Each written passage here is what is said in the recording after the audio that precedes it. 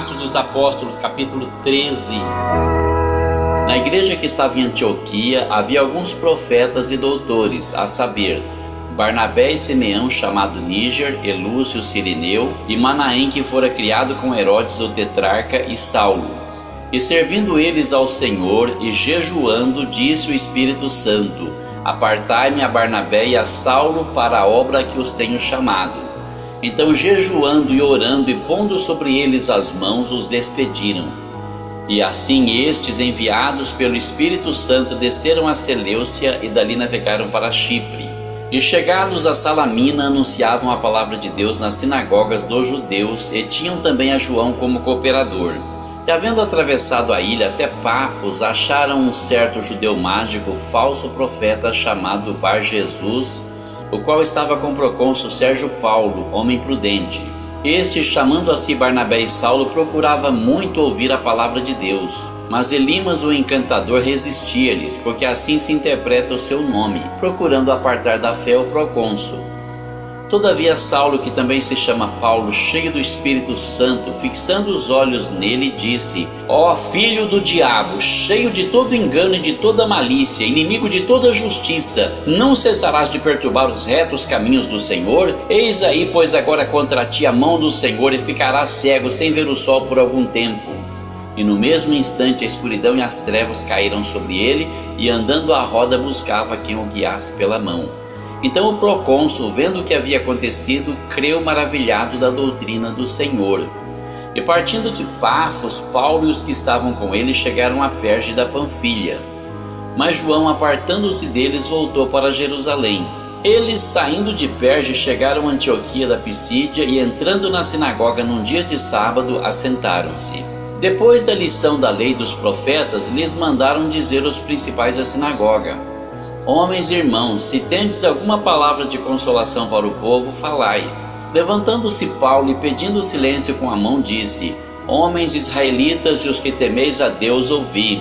O Deus deste povo de Israel escolheu a nossos pais e exaltou o povo, sendo eles estrangeiros na terra do Egito, e com um braço poderoso os tirou de lá, e suportou os seus costumes no deserto por espaço de quase 40 anos. E destruindo as 7 nações na terra de Canaã, deu-lhes por sorte a terra deles. E depois disto, por quase 450 anos, lhes deu juízes até o profeta Samuel. E depois pediram um rei, e Deus lhes deu por 40 anos a Saul, filho de Cis, homem da tribo de Benjamim. Quando este foi retirado, levantou-lhes como rei a Davi, ao qual também deu testemunho e disse: Achei a Davi, filho de Jessé, homem conforme o meu coração, que executará toda a minha vontade. Da descendência deste, conforme a promessa, levantou Deus a Jesus para Salvador de Israel, tendo primeiramente João, antes da vinda dele, pregado a todo o povo de Israel o batismo de arrependimento. Mas João, quando completava a carreira, disse: Quem pensais vós que eu sou? Eu não sou o Cristo, mas eis que após mim vem aquele a quem não sou digno de desaltar as alparcas dos pés. Homens e irmãos, filhos da geração de Abraão, e os que dentre vós temem a Deus, a vós vos é enviada a palavra desta salvação.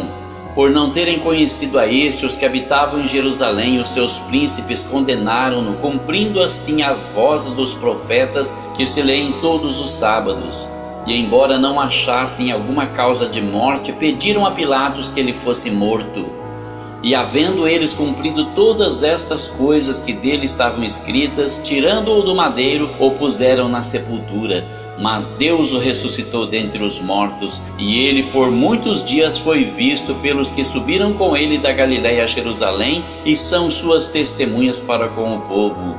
E nós vos anunciamos que a promessa que foi feita aos pais, Deus a cumpriu a nós, seus filhos, ressuscitando a Jesus, como também está escrito no Salmo 2: Meu filho és tu, hoje te gerei. E que eu ressuscitaria dentre os mortos para nunca mais tornar a corrupção, disse-o assim: As santas e fiéis bênçãos de Davi vos darei. Por isso também em outro salmo diz: Não permitirás que o teu santo veja corrupção, porque na verdade, tendo Davi no seu tempo servido conforme a vontade de Deus, dormiu e foi posto junto de seus pais e viu a corrupção. Mas aquele a quem Deus ressuscitou nenhuma corrupção viu.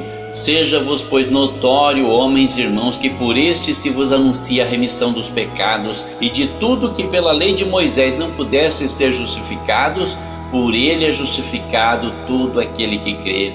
Vede, pois, que não venha sobre vós o que está dito nos profetas. Vede, ó desprezadores, espantai-vos e desaparecei, porque opera uma obra em vossos dias, obra tal que não crereis se alguém vô-la contar. E saídos os judeus da sinagoga, os gentios rogaram que no sábado seguinte lhes fossem ditas as mesmas coisas. E despedida a sinagoga, muitos dos judeus e dos prosélitos religiosos seguiram Paulo e Barnabé, os quais falando-lhes os exortavam a que permanecessem na graça de Deus. E no sábado seguinte ajuntou-se quase toda a cidade para ouvir a palavra de Deus.